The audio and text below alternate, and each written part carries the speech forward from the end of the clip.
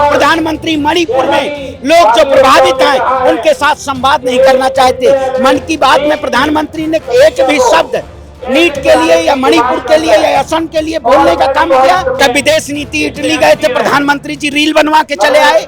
कौन से विकास की बात की, कौन से विदेश नीति की बात की? देश के प्रधानमंत्री G7 में गए थे, G7 में रील बनाने के लिए गए थे प्रधानमंत्री जी।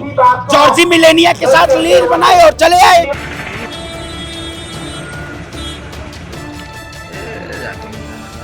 एनडीए पे सरकार, जो बैसाखी पे सरकार बैठी हुई है, ये देश के युवाओं के लिए संवेदनशील है? नहीं है, ये संवेदनहीन है। असम में बाढ़ पीड़ित लोगों को न्याय दिलाने के लिए, उनके साथ दुख दर्द बांटने के लिए कौन नेता आज पहुंचा? राहुल गांधी जी पहुंचे। राहुल गांधी अगर नहीं आवाज उठाता तो ये मोदी देश को बेच देता। रोड से संसद तक राहुल गांधी जी कर रहे हैं। हर जगह राहुल गांधी जी, किसी के साथ अन्याय होता है उनके साथ खड़े रहते हैं, चाहे मजदूर हो, किसान हो, बेरोजगार हो, सभी की लड़ाई राहुल जी लड़ रहे हैं। राहुल गांधी अगर नहीं आवाज उठाता तो ये मोदी देश को बेच देता। नमस्कार दोस्तों, राहुल गांधी की राजनीति कुछ अलग ही तरीके से देखने को अब मिल रही है। जैसे ही लोकसभा चुनाव के नतीजे आए हैं, उसके बाद वो एक के बाद एक कई मुद्दों पर सरकार को घेरते हुए नजर आ रहे हैं। सड़क से संसद तक, पहले उन्होंने नीट के मुद्दे को संसद के अंदर उठाया, फिर उसके बाद हमने देखा कि किस तरीके से वो हाथरस पहुंच जाते हैं रातों रात, और उसके बाद गुजरात पहुंच जाते हैं, और अब मणिपुर के पीड़ितों से मिलने के लिए पहुंचे। लेकिन मणिपुर पहुंचने से पहले ही हमने देखा कि जैसे ही राहुल गांधी पहुंचने वाले थे, उससे कुछ समय पहले ही वहाँ गोलीबारी हो जाती है। और इस बीच में बहुत कुछ चल रहा है देश की राजनीति में। ऐसे में लोगों का क्या कुछ कहना है, जिस तरीके की राजनीति इस दौर में देखने को मिल रही है, इससे देश का भविष्य जो है वो किस ओर जाता हुआ दिख रहा है, और क्या कुछ अब होने वाला है, और क्या कुछ राजनीति के अंदर कुछ नया बदलाव जो है वो होने वाला है। सर, क्या नाम है आपका? मेरा नाम नरेश मलिक है, मैं प्रदेश का महासचिव हूँ युवा कांग्रेस का हरियाणा का। अच्छा, हरियाणा से। मैं ये पूछना चाहूंगी, राहुल गांधी को जिस तरीके से हम देख रहे हैं सड़क से संसद तक, अब वो एक एक मुद्दे पर जो है सरकार को घेरने की कोशिश कर रहे हैं, तो किस और देश की राजनीति जाती हुई दिख रही है? देखो, राहुल गांधी जी का जो परिवार है, वो जो गांधी परिवार है, वो धरातल से जुड़ा हुआ परिवार है। उस परिवार ने इस देश के लिए बड़ी बड़ी कुर्बानियां दी है, और राहुल गांधी जी आम किसान, मजदूर, व्यापारी, हर छोटा व्यापारी की आवाज उठाने के लिए आज सड़कों के ऊपर है। और राहुल गांधी अगर नहीं आवाज उठाता तो ये मोदी देश को बेच देता। आप कह रहे हैं कि आम परिवार है, लेकिन मोदी जी तो कहते हैं कि शहजादा बोलते हैं उनको। नहीं, मोदी जी का क्या भारतीय जनता पार्टी का काम है हिंदू मुसलमान की आपस में बातचीत करना। हमारे जो हिंदू भाई हैं और मुसलमान भाई हैं वो सब एक हैं। ये देश बिल्कुल सभी जातियों का, सभी धर्मों का एक देश है ये। लेकिन बीजेपी तो कह रही है कि इन्होंने हिंदुओं का अपमान किया, जो संसद के अंदर राहुल गांधी ने हिंदू धर्म के बारे में बोला, उसे लेकर। नहीं, इनको रिजल्ट मिल गया ना, उत्तर प्रदेश के अंदर 37 सीटें अखिलेश यादव जी जीत गए हैं, और कांग्रेस भी जीती है। भारतीय जनता पार्टी का हवा निकल गई ना, 62 सीटें जीती थी पिछली बार। अब इन्हें पता लगा कि लोग हिंदू मुसलमान को नहीं मानते, भाईचारा सबसे बड़ी ताकत है। सर, क्या कुछ कहेंगे जिस तरीके से एक के बाद एक राहुल गांधी सड़क पर भी उतर रहे हैं, हाथरस जाते हैं, गुजरात जाते हैं, मणिपुर पहुंच जाते हैं। मणिपुर जाने से पहले उनकी हम देखते हैं कि गोलीबारी की भी घटना सामने आती है। तो कैसे देख रहे हैं इस राजनीति को, कितना दबाव जो है वो केंद्र की सरकार पर पड़ने वाला है? ऐसा है जी, राजीव गांधी के बाद में राहुल गांधी जी ने अभी कांग्रेस की कमान अपने हाथ में ले लिया।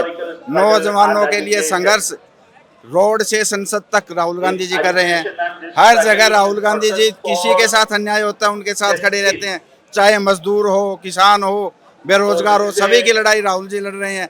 लेकिन ये सरकार इतनी निकम्मी सरकार है कि इनके कानों पे जूं तक नहीं रेंगती किसी भी प्रकार की। इन्होंने नौजवानों का भविष्य खराब कर दिया। आर्मी के अंदर अग्नि सेवा लिया है ऐसी, जिसके नौजवान जो आर्मी में भर्ती होना चाहते थे, अपना भविष्य बनाना चाहते थे, उसको 4 साल कर दिया। इससे बड़ा दुर्भाग्य और क्या होगा कि हमारे सेना का भी निजीकरण कर दिया इन्होंने। अग्निवीर के मुद्दे पर भी हम देख रहे हैं किस तरीके से बीजेपी कह रही है कि राहुल गांधी अग्निवीर को लेकर दुष्प्रचार कर रहे हैं, गलत अफवाहें फैला रहे हैं।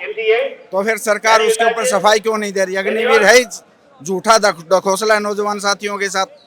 4 साल की सेवा के बाद उनको बेरोजगार कर देना। और क्या करेंगे नौजवान? बेरोजगार होंगे तो हथियार उठाएंगे, उग्रवाद होगा, और क्या होगा इससे?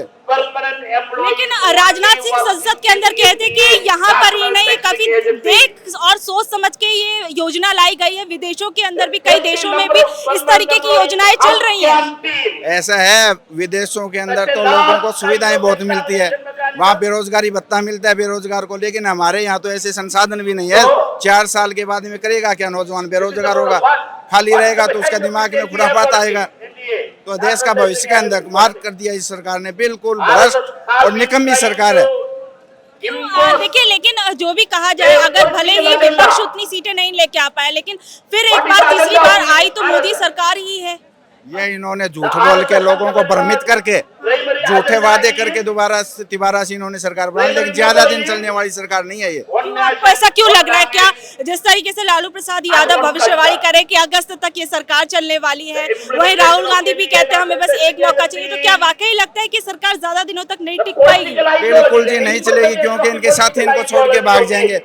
इनकी जो दिमाग की हालात है ना बीजेपी की, वो है तानाशाही। आज के दिन कोई सहन नहीं करेगा, इसके साथी इनको छोड़ के भाग जाएंगे, सरकार गिर जाएगी जल्दी। लेकिन तानाशाही की बात करें, लेकिन वो तो कहते हैं कि संविधान को लेकर विपक्ष झूठ फैला रहा है बीजेपी के बारे में। बिल्कुल झूठ नहीं फैला, ये कर क्या रहे हैं? संविधान का उल्लंघन कर रहे हैं हर जगह, हर स्टेट में। पार्टियों को तोड़ना, उनके एमएलए एमपी को तोड़ना, पैसे का लालच देना, उनके ऊपर क्रिमिनल केस बना के उनको अपनी तरफ करना, और क्या है ये? संविधान का उल्लंघन है। इससे ज्यादा उल्लंघन होगा क्या इस देश में? क्या आप कुछ कहना चाहेंगी? क्या नाम है आपका? मेरा नाम गीता हुदा है, मैं महिलाओं की जिला अध्यक्ष हूँ। तो अभी आप राहुल गांधी की राजनीति को आज के दौर में किस तरीके से देख रहे हैं? उन्हें कहा जाता था वो तो पार्ट टाइम के नेता है, और अब कैसा लगता है उनको देखकर? क्या सोच रहे हैं? आप खुद ही देख रहे हो कि विपक्ष में वो कितने बड़े नेता बन के उभरे हैं, और उनकी ये पद यात्रा जो चली थी इतनी लंबी, वो उसका ही नतीजा है कि वो कितने अच्छे हमारे नेता बन के निकले हैं। और मैं यही कहना चाहूँगी कि अब जो भाजपा सरकार आधी सीटों से सत्ता बनाई है उन्होंने, अब उनका पूरा सफाया बनेगा, विधानसभा में उनका पूरा सफाया हो जाएगा भाजपा का। आपको वाकई लगता है कि कांग्रेस पार्टी को फायदा विधानसभा चुनावों के अंदर मिलने वाला है? इंडिया गठबंधन को फायदा मिलने वाला है जिस तरीके के हालात बने हुए? राहुल गांधी एक के बाद एक मुद्दे उठा रहे हैं। हाँ जी, बिल्कुल मिलने वाला ही है। आप देखिए कितने विपक्ष के नेता बनने के बाद भी जनता उनके साथ पूरे जोरों शोरों से हर मुद्दे पे उनके साथ है। हर भाजपा ने हर जनता को बहुत अत्याचार किए हैं, बहुत ही दुखी कर। ताऊ कहाँ से हो? हिसार से जी। हाँ जी, हिसार से, हरियाणा से। हिसार से हो, हरियाणा से हो। अच्छा, अभी राहुल गांधी को आप देख रहे हो, उनकी राजनीति को किस तरीके से देख रहे हो? वो तो बढ़िया कर रहे हैं। क्या बढ़िया कर रहे हैं? सबसे बढ़िया राजनीति करेंगे, सबसे बढ़िया, एक नंबर का प्रधानमंत्री बनेंगे। प्रधानमंत्री बनेंगे, लेकिन अभी तो बन नहीं पाए इस बार। अब बनेंगे, कैसे बनेंगे? अब बनेंगे, देखना। अच्छा, अभी राहुल गांधी जिस तरीके से हर जगह जा रहे हैं, लोगों से मिल रहे हैं, जुड़ रहे हैं, इससे क्या फायदा मिलेगा? अभी पब्लिक जुड़ रही है ना, अब बनेंगे। देखो अच्छा, अब पब्लिक मसे बनेंगे, पूरे बहुमत से बनेंगे, पूरे बहुमत से बनेंगे। अच्छा, लेकिन उनको तो जो बीजेपी वाले वो पप्पू कहते हैं, और कहते हैं ये तो इटली भाग जाते हैं, देखो जब भी चुनाव होते हैं। नाम लेके तो बोलते नहीं, पप्पू तो कब है, पप्पू है तो काम करेगा इनका, और कोई नहीं करे, पप्पू ही करेगा। ठीक है, तो क्या कुछ कहेंगे? आज राहुल गांधी मणिपुर पहुंच गए हैं। मणिपुर पर लगातार सरकार को घेरा जा रहा था, और मणिपुर पहुंचने से पहले ही अब देखते हैं गोलीबारी की वहां पर घटना सामने आ जाती है। किस तरीके से देखते हैं? बिल्कुल जो काम देश के प्रधानमंत्री का होना चाहिए था, वो देश में विपक्ष के नेता लगातार राहुल गांधी जी मणिपुर के उस दर्द को लगातार वो बांटने की कोशिश कर रहे हैं, जो देश के प्रधानमंत्री मणिपुर जाना नहीं, मणिपुर की लोगों के साथ वो संवाद नहीं करना चाहते हैं। क्या वाकई में लगातार जिस तरीके से राहुल गांधी जी ने, चाहे वो श्रमिकों की बात हो, चाहे पायलट की बात हो, चाहे उसके बाद गुजरात का दौरा हो, जिस तरीके से भारतीय जनता पार्टी ने बैकफुट पे चली गई है भारतीय जनता पार्टी, कहीं ना कहीं मणिपुर में आपने देखा होगा एक साल से बमबारी हो रही है, हमारे लोग प्रभावित हैं, हमारे लोग पीड़ित हैं, मणिपुर के लोग भी हमारे हैं, लेकिन देश के प्रधानमंत्री प्रधानमंत्री मणिपुर पे मौन हो जाते हैं, विदेश यात्रा पे चले जाते मौन हैं। होने की बात कर रहे हैं, संसद के अंदर इस बार बोले तो है, उन्होंने कहा है सरकार काम कर रही है, वहाँ पर धीरे धीरे स्थिति ठीक हो रही है, विपक्ष बिना फालतू का मुद्दा बना रहा है। बिल्कुल, मैं कहता हूँ प्रधानमंत्री ने कहा नीट पर भी हम युद्ध स्तर पर बात कर रहे हैं, लेकिन प्रधानमंत्री ने ऐसे युद्ध स्तर पर क्या काम किया? 8 तारीख से देश के छात्रों को न्याय मिलना चाहिए था, उनकी काउंसलिंग होनी चाहिए, लेकिन प्रधानमंत्री ने काउंसलिंग की बजाय अपनी विदेश यात्रा को चुना। आज मैक्सिको का दौरा है, दूसरी बार प्रधानमंत्री एनडीए की सरकार बनी है, जो दौरे पे दौरा प्रधानमंत्री विदेश का कर रहे हैं, लेकिन क्या जरूरत नहीं समझना चाहिए था? असम में बाढ़ पीड़ित लोगों को न्याय दिलाने के लिए, उनके साथ दुख दर्द बांटने के लिए कौन नेता आज पहुंचा? राहुल गांधी जी पहुंचे, क्योंकि राहुल गांधी जी को कहीं न कहीं इस देश के प्रति और इस देश के लोगों के प्रति एक प्रेम है, और भारतीय जनता पार्टी लोगों की लाश पे राजनीति करने का काम करती है। देश के प्रधानमंत्री कहीं न कहीं संवेदनहीन है मणिपुर के लेके। जिस तरीके से पिछली बार तस्वीरें आई, मणिपुर के हमारी बहनों को निवस्त किया गया, उनको मारा गया, पीटा गया, उनके साथ लगातार अन्याय हो रहा है, उनके साथ लगातार ऐसी अभद्रताएं की तस्वीरें आ रहे हैं, लेकिन देश के प्रधानमंत्री नहीं बात करना चाहते। राहुल गांधी जी 6-7 बजे मणिपुर पहुंच गए थे और प्रधानमंत्री जी मैक्सिको पहुंच गए हैं। ये मुद्दा है। प्रधानमंत्री है तो विदेश जाएंगे, विदेश नीतियों पर काम करेंगे। अगर वो विदेशों से अच्छे संबंध नहीं रखेंगे तो देश कैसे चलेगा? बिल्कुल सही बात है। विदेश नीति इटली गए थे प्रधानमंत्री जी, रील बनवा के चले आए। कौन से विकास की बात की, कौन से विदेश नीति की बात की देश के प्रधानमंत्री? G7 में गए थे। G7 में गए थे, G7 में रील बनाने के लिए गए थे प्रधानमंत्री जी। जॉर्जी मिलेनिया के साथ रील बनाए और चले आए। क्या जो एनडीए पे सरकार, जो बैसाखी पे सरकार बैठी हुई है, ये देश के युवाओं के लिए संवेदनशील है? नहीं है, ये संवेदनहीन है। देश के नौजवानों के साथ, देश के किसानों के साथ इसी जंतर मंतर पे जब देश का छात्र प्रदर्शन कर रहा था, आपने देखा होगा किस तरीके से लाठी और डंडों से पीटा गया। ये न्याय वाली सरकार बीजेपी नहीं है, ये अन्याय काल लाना चाहती है। राहुल गांधी जी न्याय के लिए लगातार आवाज उठाते हैं। एक ही नेता था जो सदन में नीट पे बात करने के लिए देश के प्रधानमंत्री को मजबूर कर दिया, लेकिन देश के प्रधानमंत्री अभी भी नीट पे नहीं बात करना चाहते हैं। वो राहुल गांधी जी की छवि को बदनाम करने के लिए। नीट को लेकर भी सुनवाई कोर्ट में चल तो रही है, गिरफ्तारियां भी की जा रही है, उसके बावजूद आप कह रहे हैं सरकार कुछ कर नहीं रही है। मैं कहता हूँ शिक्षा मंत्री को इस्तीफा देना चाहिए। क्यों नहीं इस्तीफा देना चाहिए? आखिर छात्रों के 1 साल बर्बाद हो रहे हैं, अभी तक काउंसलिंग की शुरुआत नहीं हुई है। आप बताइए इस सरकार ने क्या करने का काम किया? उसके गिरफ्तारियां हो रही हैं। 24 लाख छात्रों के भविष्य का सवाल है, उसकी जिम्मेदारी कौन लेगा? देश के प्रधानमंत्री या शिक्षा मंत्री लेंगे?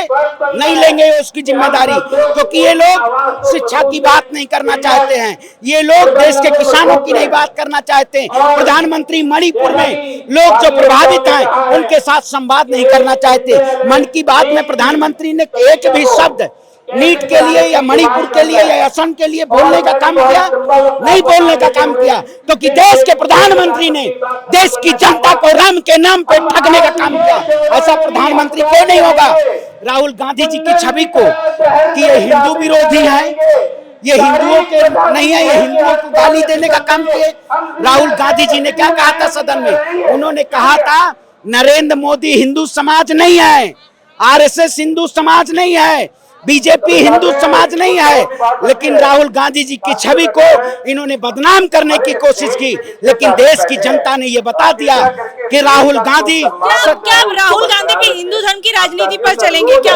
वो भी संसद के अंदर हम देखते हैं शिव की मूर्ति लेकर आ जाते हैं और उसके बाद अभय मुद्रा दिखाने लगते हैं। तो क्या कांग्रेस की विचारधारा में भी बदलाव आ रहा है क्या, या फिर लाने की कोशिश की जा रही है? नहीं, देखिए कांग्रेस की विचारधारा सर्वधर्म समभाव की बात है। कांग्रेस की विचारधारा सभी के धर्मों के साथ न्याय की बात है। उन्होंने शिव की तस्वीर ले जाके ये बताने का काम किया कि शिव ही सत्य हैं। हम लगातार सत्य की आवाज उठा रहे हैं, राहुल गांधी जी लगातार सत्य के साथ खड़े हैं। रेलवे में जो लोको पायलट हैं, जो लगातार उनके द्वारा रेल एक्सीडेंट होते हैं, उनसे मिलने का काम राहुल गांधी जी ने किया। क्यों किया? क्योंकि उनके दर्द को जाने, उनकी पीड़ा को जाने, आखिर क्या उनको परेशानियां हैं। देश के प्रधानमंत्री जी आज तक लोको पायलट से नहीं मिले, परीक्षा पे चर्चा कर लेते हैं, लेकिन देश के प्रधानमंत्री नीट पे चर्चा चर्चा नहीं करना चाहते, देश के प्रधानमंत्री बेरोजगारी पे चर्चा नहीं करना चाहते, देश के प्रधानमंत्री कहीं न कहीं उद्योगपतियों के साथ खड़े हैं। राहुल गांधी देश की गरीब जनता के साथ, गरीब आवाम के साथ खड़े हैं, क्योंकि वो जन जन के नेता हैं, वो न्याय के नेता हैं, वो लड़ाई लड़ रहे हैं। और भारतीय जनता पार्टी कहीं न कहीं बैकफुट पे खड़ी है, सदन में भी बैकफुट पे खड़ा है। वाकई बीजेपी ऐसा महसूस कर रही है, क्योंकि संसद के अंदर हम देखते 2 घंटे से ऊपर का भाषण हो जाता है और उसमें नरेंद्र मोदी जो है वो अपनी सरकार की तारीफें गिनवाते हैं और कहते हैं कि देखिए फिर एक बार हम लोग सत्ता पर आ गए हैं, और विपक्ष वाले बिना बात के कूद रहे हैं और बालक बुद्धि कह देते हैं राहुल गांधी को। हमारे यहाँ कहावत है मैडम, 60 बरस बाद बुढ़वे सठिया जाते हैं। देश के प्रधानमंत्री 2 घंटे के भाषण में कम से कम 15 बार पानी पिए हैं, क्योंकि अब वो जान चुके हैं राहुल गांधी जी जब तक सदन में होंगे वो विपक्ष के नेता होंगे। प्रधानमंत्री जी को जवाब देना होगा। प्रधानमंत्री जी 2 घंटे का भाषण इसलिए दिए कि राहुल गांधी जी ने मुद्दों पे बात की, राहुल गांधी जी ने लगातार सवाल पे सवाल दागने का काम किया। देश के प्रधानमंत्री अमित शाह जी ने ये तक तो कह दिया सदन में कि हमें राहुल गांधी से संरक्षण चाहिए। मैं कहता हूँ देश के प्रधानमंत्री को मणिपुर जाना चाहिए था, देश के प्रधानमंत्री को असम के बाढ़ पीड़ितों से मिलना चाहिए था, लेकिन प्रधानमंत्री और बीजेपी की ये निरंकुश सरकार कहीं न कहीं ये लोगों के साथ अन्याय कर रही है। राहुल गांधी लोगों के साथ न्याय। और भी लोगों से मैं पूछती हूँ, क्या कुछ कहेंगे? आप समाजवादी पार्टी के यूथ विंग से हैं। अच्छा, तो अभी हम देख रहे हैं इंडिया गठबंधन जो है हर मुद्दे पर सरकार को घेरने की कोशिश कर रहा है। इंडिया गठबंधन क्या आगे भी और भी जगह क्या लगता है एकजुट होकर इस सरकार का मुकाबला कर पाएगा? सबसे पहली बात, आप सभी पत्रकारों का बहुत बहुत धन्यवाद, आप इधर आए हो। और दूसरी बात मैं कहना चाहता हूँ, मैं मेडिकल स्टूडेंट रह चुका हूँ, तो मुझे नीट का पता है। पहले मैं आपकी वर्षन को कर देता हूँ, इंडिया गठबंधन हमेशा एक रहेगा। ये इसलिए रहेगा क्योंकि भाजपा वाले डरते हैं तो सिर्फ इंडिया से डरते हैं। ये डरेंगे। पिछले चुनाव में ये हारे पड़े थे, पर इन्होंने अपने दिल में समझौता किया, इस हमारे भाजपा की सरकार बनी है। और दूसरी बात पेपर की बात है, कितना बड़ा देश का दुर्भाग्य है कि कैसे मेडिकल के पेपर भी कैसे लीक हो रहे हैं। हमने भी नीट दिया था 7 साल पहले, हम भी नीट से गुजरे हैं, और आज नीट का पेपर लीक हो गया। और जिन्होंने लीक किया वो योगी जी के मंत्री है, राजभर के विधायक है, जिनकी वीडियो वायरल हो रही है, फिर भी कोई कुछ नहीं हो रहा।